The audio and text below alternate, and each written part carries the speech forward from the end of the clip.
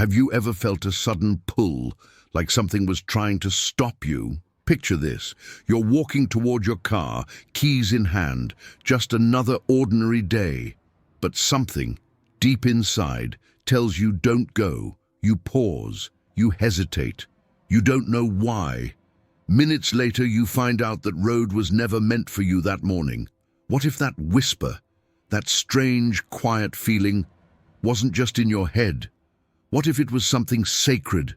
A message, a warning, a sign. Today's story is not a fiction. It's a true account of one person who experienced what many call angel signs before tragedy. A soft, divine interruption that arrived just in time. A dream that didn't feel like a dream. A sudden voice in the mind. A gentle force pulling them back from the edge. Just before everything changed. We don't always know what's guiding us. A guardian angel, a loved one, something greater. But in that moment, they listened. And because they did, they're still here to tell the story. This isn't just about miracles. It's about paying attention. It's about what happens when we feel something and choose to trust it. Because sometimes the most powerful warnings come in silence. Some believe in coincidences. Others believe in divine signs. If you're ready to discover real stories of angelic warnings and last-minute interventions, subscribe to Saved by a Sign and join this journey of faith and mystery. He didn't mean to remember her voice, it just came. Somewhere between the sound of distant thunder and the weight of his own breath, it rose, soft, trembling, wrapped in the kind of faith he never quite understood. Dios te guarde, mi hijo. God keep you, my son. Luis had promised he would come back. He'd said it like a man says things he wants to believe, firmly, with eyes that didn't dare blink. His mother had cupped his face in both hands that morning, the sky still dim with the hush of early light. There was a scent of wet earth in the air, a promise of rain, and jasmine from the garden she tended with quiet devotion. She kissed his forehead gently, as if placing a seal on something sacred. "Promise me," she whispered. "Promise you'll return." He smiled, the kind of smile that tries to carry strength, even as it trembles underneath. "I will, Mama," he said, but deep down he didn't believe it. Not fully. That was the truth no one spoke at the train stations and departure gates. You didn't expect mercy from war. You hoped for meaning. Maybe a letter that someone would keep, a story that someone would tell. But coming back, that felt like asking too much. Days passed, then weeks, then months blurred into maps, orders, and endless dust. The desert sun had a way of stealing sound, melting time. Luis had learned to live in a rhythm of stillness and sudden noise, the quiet just before things shifted. But that day, something felt different. The morning came with an uneasy silence, not the kind you feel when the world is asleep, but the kind that feels watched, as if the air itself was holding its breath. He stood just outside the tent, fingers brushing the edge of a letter he never finished. The wind moved strangely, not forward or back, just around him, circling. And then it happened. He felt her, not saw, not heard, felt. It was her scent first, faint jasmine, impossible in that place. Then her voice, or something like it, echoing in his chest. "No hoy, mi amor, not today." The words were not loud, not sharp, but they stopped him cold.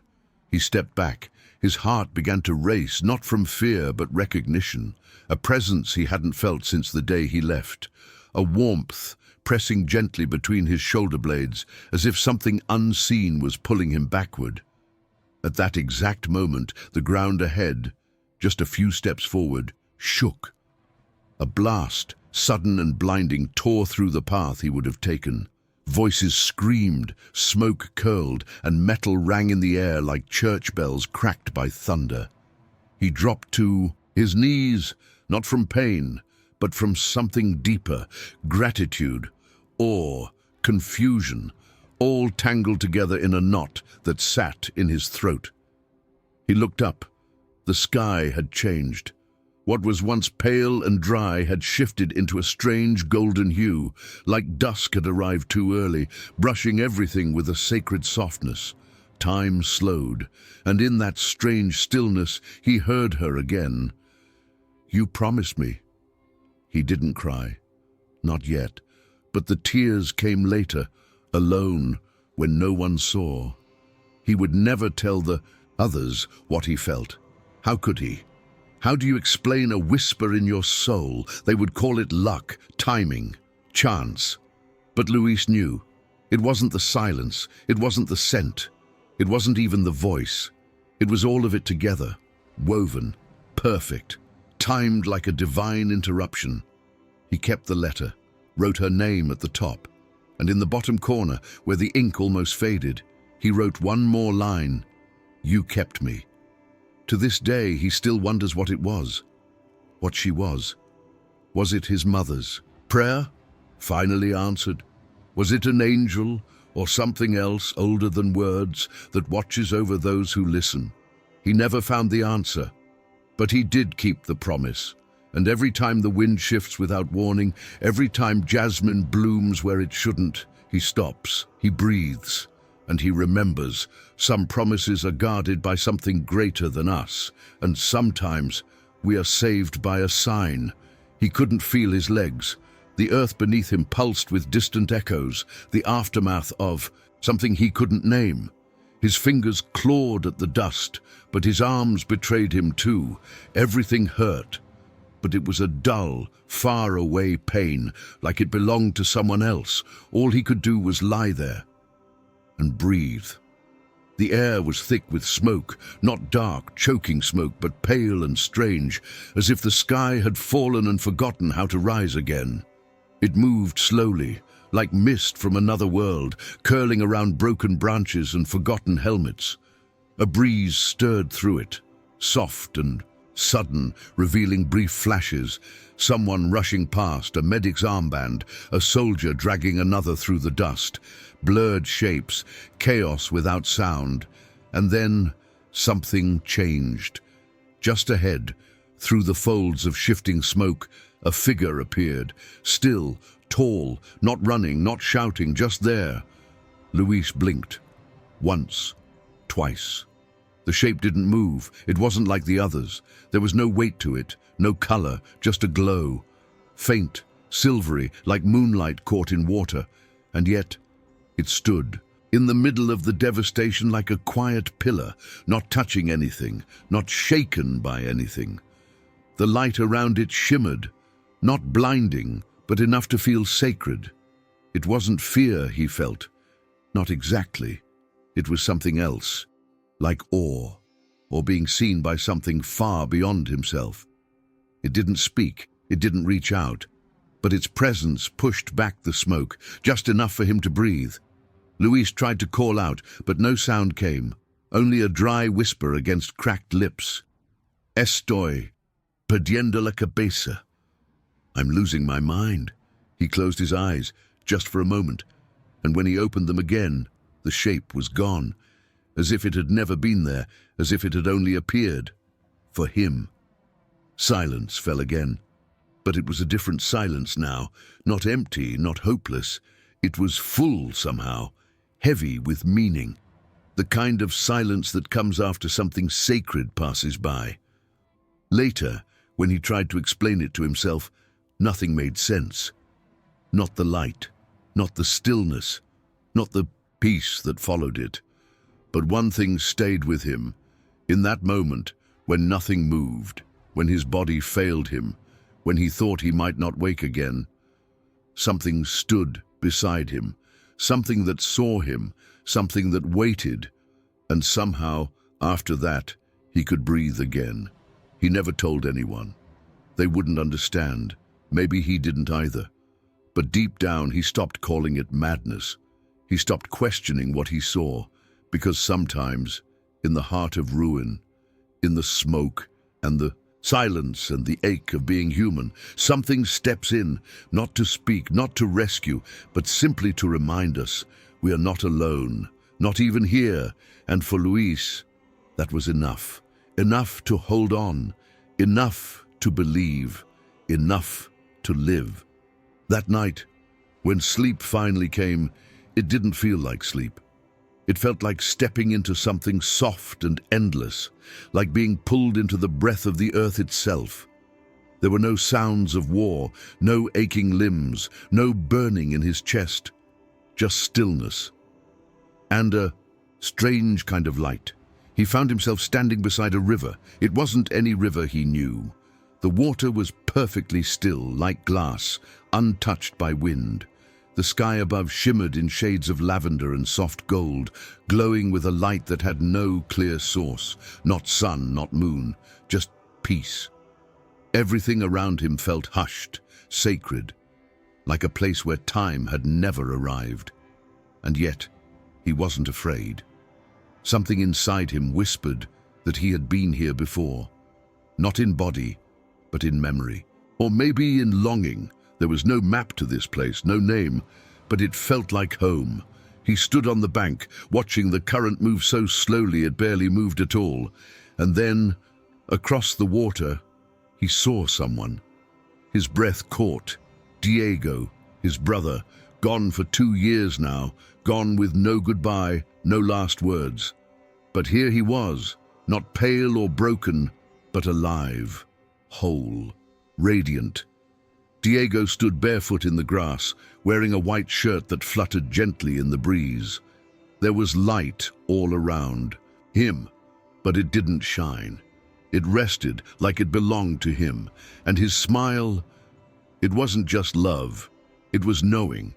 Luis felt the urge to run across, to reach him, to fall into that memory and never return, but something held him back. Then Diego spoke. His voice was warm, clear, like music carried through leaves. "You can't cross yet, Luis," he said gently. "Not yet. Not here." The words didn't carry sorrow, only truth and love. Luis looked down. At his feet, floating beside the riverbank, was a single white feather. It turned slowly in a perfect circle on the surface of the water. No wind, no ripples, just a slow, sacred dance, like time bowing its head. He didn't know what it meant, but he knew it mattered, knew it wasn't just a dream. When he woke, the pain was gone, not all of it, not the kind the body remembers, but the sharp ache, the fear that had wrapped around his ribs like wire, that had lifted.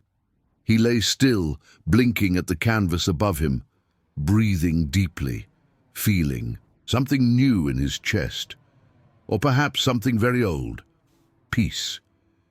He didn't speak of the dream to the others. How could he? How do you explain a river you've never seen, or a feather that speaks louder than words? But the feeling stayed. A sense that he had been sent back, that someone or something had drawn a line in the water and whispered, "Not yet." He carried that moment like a secret flame, tucked into the quiet parts of his heart. And from that day on, whenever fear crept in, or silence lingered too long, he closed his eyes and listened for the river, because he knew, before the pain faded, before the healing began, a message had been sent, and it had reached him, not in thunder but in a dream, by a river, with a single white feather, a sign, a promise, that this life still had more to give. The sky had changed, not all at once but slowly, as if something above had begun to close its eyes. A strange shadow crept across the horizon, painting the world in dull grey, and with it came the distant sound of thunder, soft at first, then deeper, heavier, like a warning clearing its throat. Luis drifted somewhere between sleep and waking, his body lost in a quiet haze of pain and memory. Time no longer moved in a straight line. One moment stretched endlessly, the next slipped through his fingers like smoke. His hands were numb, his mouth dry and still. No one came. He lay there for what felt like hours, face pressed against the cold earth. The only sound was his breathing and the thunder growing nearer. He began to wonder if this was it. Not death in the dramatic sense, not flashing lights or final words, just the slow letting go, the quiet fade. But then something shifted, not outside, inside. It was a voice, but not one he heard with his ears, not a memory, not even a thought. It came from somewhere deeper, like a bell ringing through the bones. Turn your head, now. 3 words, nothing more. But they didn't feel optional. It wasn't his own voice. It wasn't even familiar, but it was steady, gentle, like a hand on his shoulder, guiding without force. And he listened, without question, without pause. Luis turned his head to the left, and in that instant, the earth shook. A second explosion tore through the air behind him, loud and fast and final, where his head had been just seconds before now. Nothing remained. No safety, no shelter, only fire and ruin. Had he not moved, had he hesitated even for a breath, he wouldn't have opened his eyes again. But he had listened, and now he was still here, trembling, staring at the smoke rising just feet away, mouth open, heart pounding with something more than fear, awe, wonder, gratitude. He didn't try to explain it.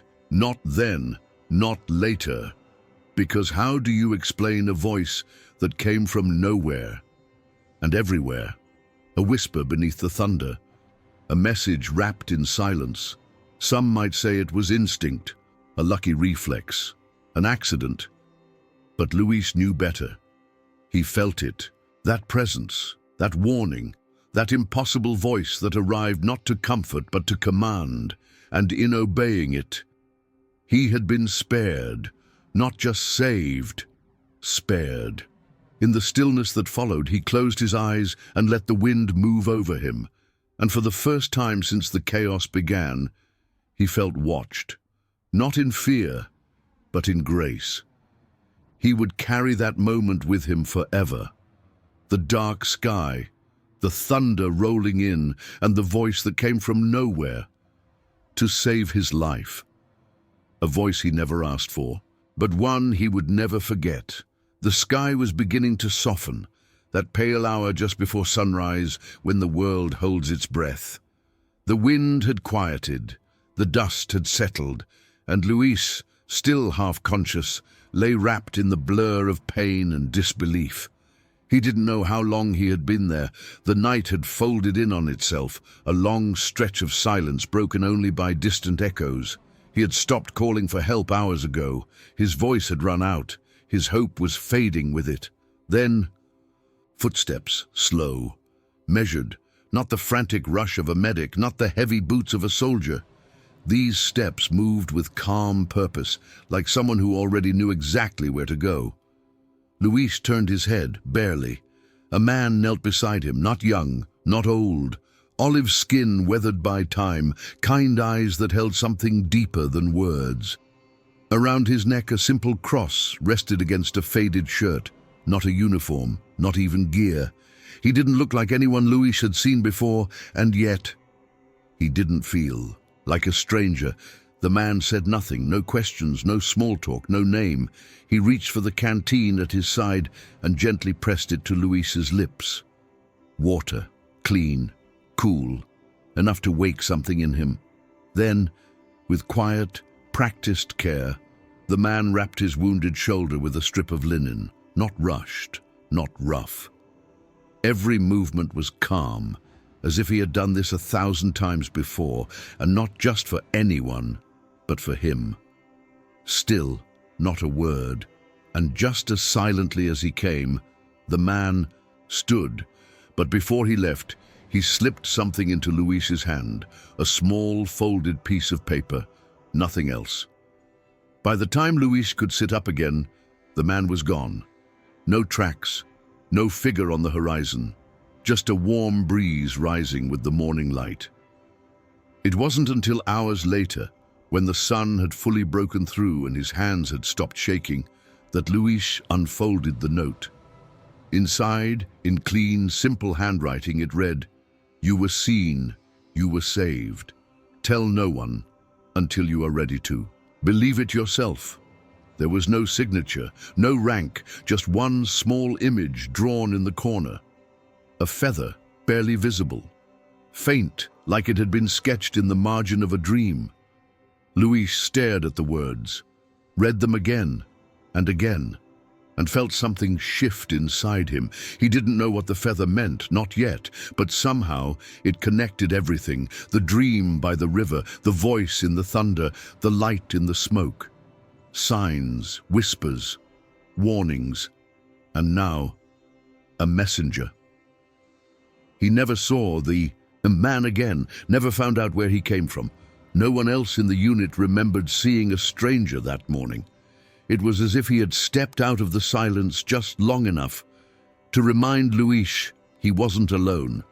That moment became sacred, not just for what it was, but for what it proved, that someone, somewhere, had sent help, that a sign doesn't always come as thunder or light. Sometimes it comes with water, with hands that heal, with words meant only for you.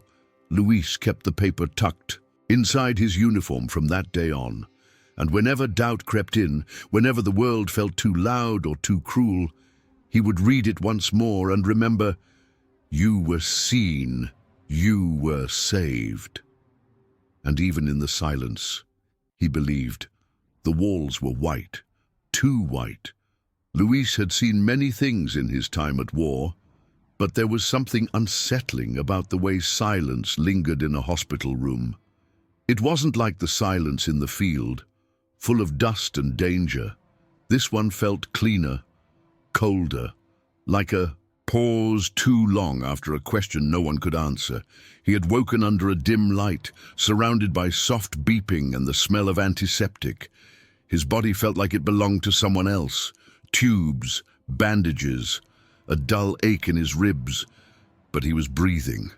Barely a day into recovery, the questions began, not from him, from them. The doctors spoke in hushed voices. They reviewed charts with furrowed brows and quiet disbelief. One nurse, thinking he was asleep, whispered to another, "He should have bled out before sunrise. That artery was torn, but it just clotted on its own." His ribs had cracked. His head had taken a blow that should have left him unconscious far longer, and yet his vitals had stabilized in ways they couldn't explain. One of the younger nurses called it unlikely, another, more honest, called it impossible. But Luis didn't ask about his body. He asked about him, the man who had come at dawn, the stranger with olive skin, warm eyes, and the cross around his neck, the one who had pressed water to his lips and wrapped his shoulder with care. But no one knew who he was. No medics had been operating in that zone, especially not alone.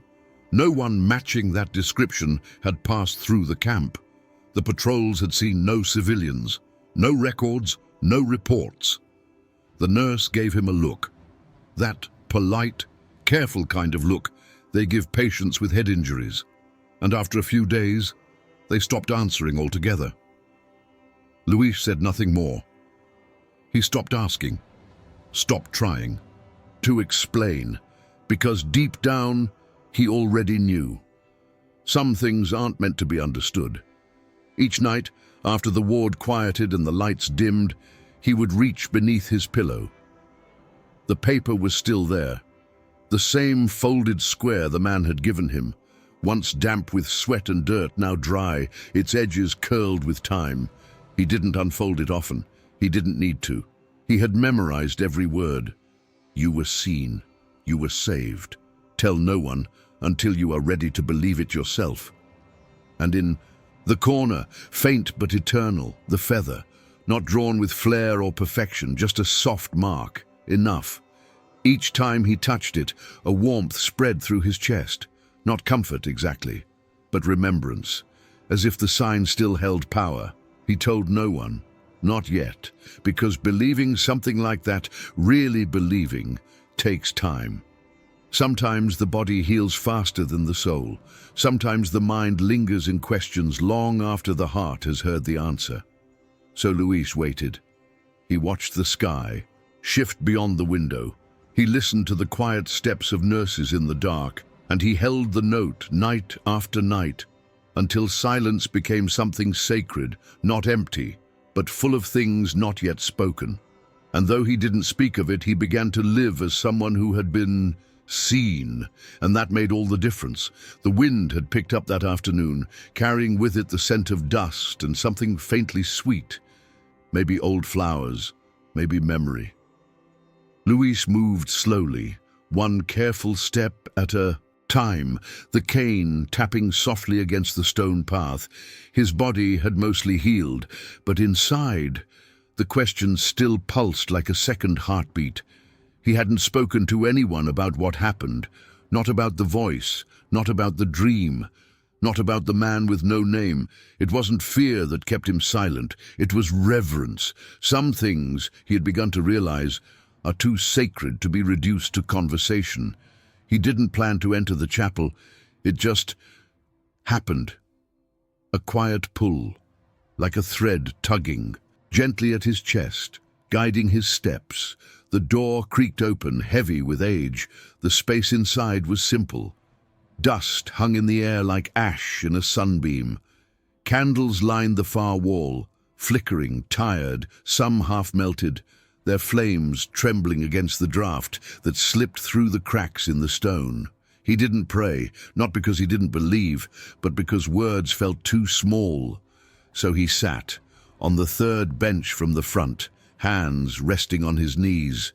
No one else was there, no footsteps, no voices, just the soft flicker of light and the silence. And then it returned, that same feeling. A stillness that wasn't just quiet, but full.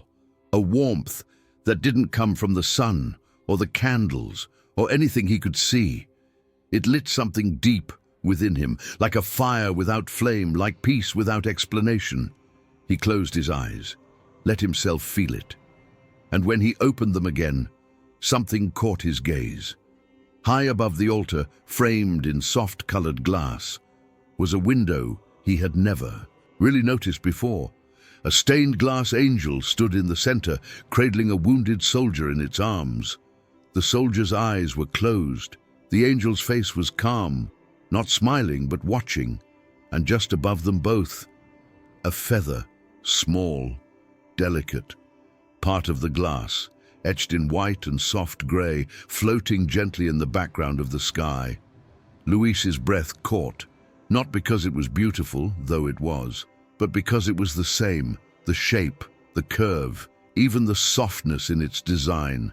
The same feather that had been drawn on the folded paper, the same one that had floated beside the river in his dream, the same symbol that had followed him through silence, through fire, through doubt. He couldn't move, didn't try. Tears rose before he even realized. They weren't sharp or bitter. They came slowly, silently, not from pain, but from knowing, from finally seeing it all connect. He wasn't alone that night in the field. He wasn't imagining the voice, or the man, or the warmth. It had all been real, real in the way that matters most, not in evidence or logic, but in meaning, in soul.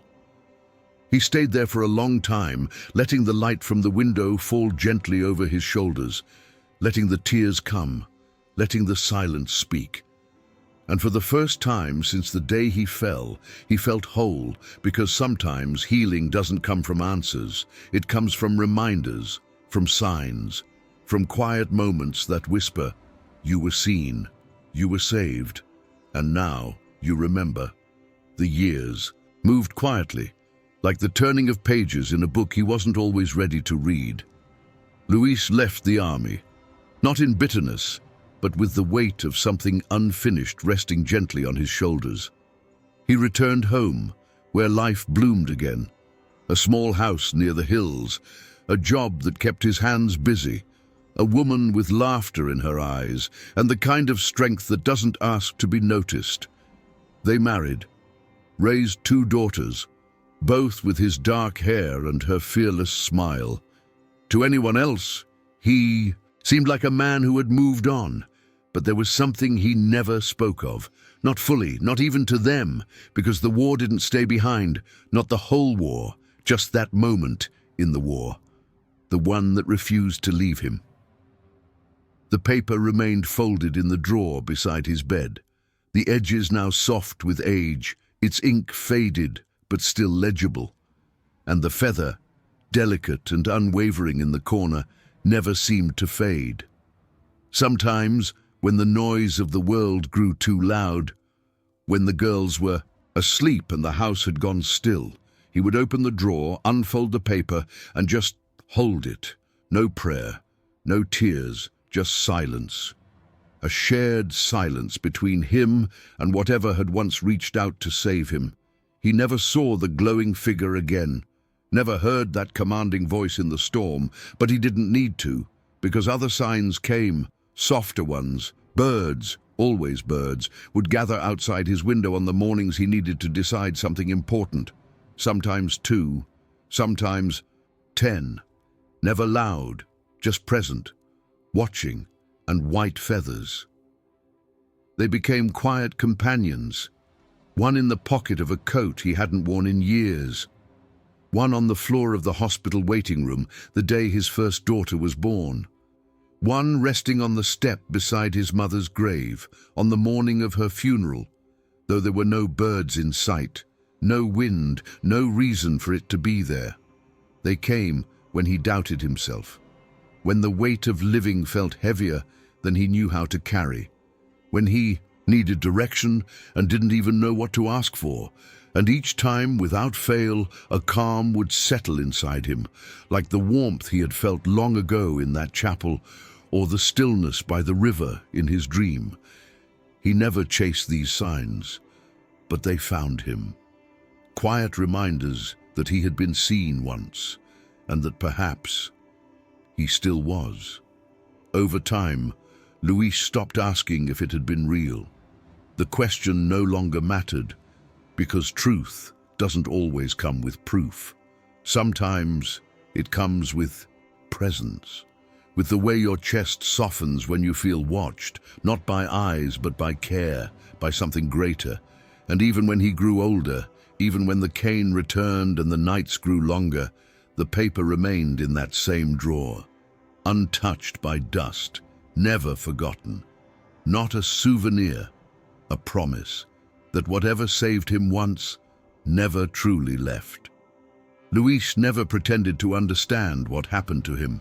Even decades later, with grey in his hair, wrinkles around his eyes, and a quiet home filled with the laughter of grandchildren, he never tried to explain it away, not with logic, not with certainty, only with something deeper: humility. He told the story only twice in his life. Both times his voice trembled, not from fear, but from reverence, as if the words themselves were too fragile to carry more than once in a lifetime. And both times he ended the same way. Some people say it was an angel, others say it was fate, or my brother, or luck. But I know this: something holy reached into that field and pulled me out, not because I was stronger than the others, not because I was special, but because I was meant to remember that I wasn't forgotten. He would always pause there. The room would go still. And then he'd smile, softly, like someone remembering a song only they can hear. Sometimes, he'd say, when we're closest to the end, that's when the light finally speaks. He never tried to define what the light was. He didn't need to. It wasn't about names or proof or perfect belief. It was about presence, about the unmistakable feeling that something or someone had reached across the veil, just in time. And even as the years blurred the details, the feeling never faded. The paper stayed in the drawer by his bed until the day he passed, still folded, still carrying the same message, still marked with that soft drawn feather in the corner. Luis's daughters found it later. They didn't know the full story, only fragments, but they kept it, quietly, reverently, because some things are bigger than explanation. Some things are meant to be held, not solved, and maybe that's the truth we're left with, that not every miracle is loud, not every angel has wings, and not every sign arrives the way we expect. Sometimes it's a voice beneath the thunder, a figure in the smoke, a feather beside a river you only see in dreams. Sometimes it's nothing you can explain, just a warmth that fills your chest when everything else is falling apart. And maybe it doesn't come to prove something, but simply to remind us you are not alone, not now, not ever. So we ask you, gently, have you ever experienced a sign like this? A moment that felt like a whisper from something greater? Do you believe it was just coincidence or something divine? What would you have done if this happened to you? Do you think angels are trying to guide us, even when we don't notice? We're not here to give answers. We're here to hold space for your questions, your stories, your wonder, because the space between coincidence and faith, that's where most miracles happen. If this story touched your heart, don't let these signs go unnoticed. Subscribe to Saved by a Sign and stay with us to hear more real stories of faith, mystery, and the moments when life whispers just in time. And finally, from wherever this story finds you, a soft farewell. Thank you for staying until the end. But remember, there are stories that aren't just meant to be heard. They're meant to be felt. We'll see you in the next one, if you're still listening.